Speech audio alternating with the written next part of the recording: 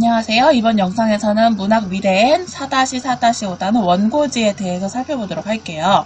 이 작품은 희곡이에요. 희곡은 무대 공연을 위해 쓰인 대본이죠. 따라서 무대 장치를 어떻게 활용했는지, 그리고 활용한 소도구는 무엇을 의미하는지 묻는 문제가 출제됩니다. 무대 장치라고 하면은 공간이나 조명과 관련된 것인데, 이 작품은 이 부분에서 알 수 있듯이 무대 위에 응접실과 플랫폼이라는 두 개의 공간을 설정하고 조명을 통해서 장면을 전환시키고 있죠. 이 부분 기억해 두셔야 합니다. 그리고 중요한 소도구는 바로 원고지, 철새, 신문이겠죠. 이 세 개의 의미를 묻는 문제가 반드시 출제됩니다. 그리고 등장인물은 어떤 인물인지 묻는 문제, 등장인물 중에 장녀, 장남이 해석자 역할을 하는 것에 효과를 묻는 문제도 반드시 출제돼요. 그럼 이러한 것들을 표를 통해서 정리해보면서 확인해 보도록 할게요. 이 작품은 아까도 말했듯이 희곡이자 부조리극이에요.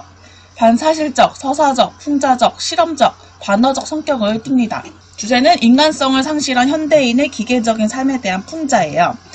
특징은 특별한 사건 전개 및 뚜렷한 갈등 양상이 드러나지 않는다는 것. 실제로 선지에 갈등 양상이 드러난다, 갈등 해소 과정이 드러난다 이런 식으로 나와 있어요. 그럼 틀린 거죠. 뚜렷한 갈등이 드러나지는 않습니다.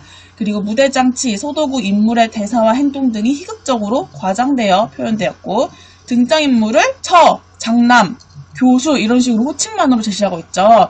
이렇게 호칭만으로 제시함으로써 개인의 상실, 회귀라, 삭막함 등의 사회적 문제를 상징적으로 드러내고 있습니다.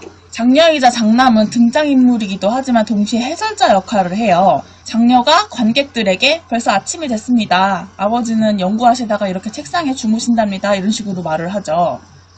이렇게 말함으로써 관객이 극에 몰입하는 것을 방해하고 극을 낯설게 만들어 거리를 두게 합니다. 그리고 관객이 극에 대해 비판적이고 객관적인 판단을 할 수 있게 만들어요. 즉 관객에게 이게 실제 상황이 아니라 가상의 상황이다 라고선 관객의 몰입을 방해하는 거죠. 이 부분은 서술형으로도 출제됩니다. 다음 소재의 의미를 볼게요. 신문은 비현실적이고 비정상적인 내용으로 이루어져 있죠. 그리고 3년 전 신문이랑 오늘 신문의 내용이 동일해요. 이것은 현대사회가 비정상적이고 부조리하며 무의미한 일들이 기계적으로 반복된다는 것을 보여주는 상징적 장치입니다. 그리고 교수가 허리에 두른 철쇠, 쇠사슬은 현대인들이 느끼는 구속과 책임감, 중압감을 보여주는 것이고, 이 작품의 제목이기도 한 원고지는 교수가 돈을 벌기 위한 수단으로 규격화되고 반복적인 일상의 틀을 의미합니다. 그런데 원고지는 다 200자 칸이 있는데 190자 칸만 있는 원고지를 발견하죠. 이 190자 원고지를 보고선 교수는 마음이 탁 트이는 것 같다라고 말을 하고 지난날의 꿈과 이상을 떠올려요. 그래서 이 190자 원고지는 잠시 현실에서 벗어난 일탈, 여유, 해방을 의미합니다. 그리고 교수와 처의 대화, 장녀와 장남의 말하기를 통해서 공통적으로 알 수 있는 것은 가족 간의 유대가 없다는 것, 가족 간의 소통이 단절됐다는 것이겠죠. 그리고 이 부분, 처가 감기에 걸리면 큰일 난다면서 교수를 걱정해주는 것처럼 말하고 있죠. 그런데 행동은 철쇠를 감아주고 있어요. 교수에게 노동을 강요하고 있는 거죠. 이렇게 대사와 행동이 모순되는 기법이 사용됐어요.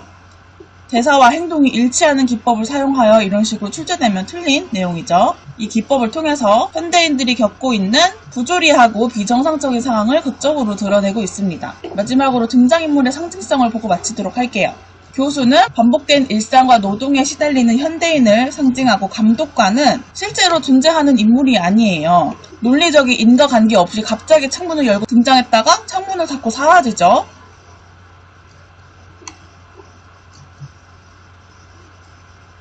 현대인들을 기계적으로 움직이게 만드는 현실의 억압, 교수의 내면에 존재하는 억압을 의미하는 거겠죠.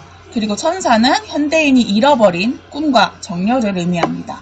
이 부분 중요합니다. 지금까지 원고지에 대해서 간단하게 살펴봤어요.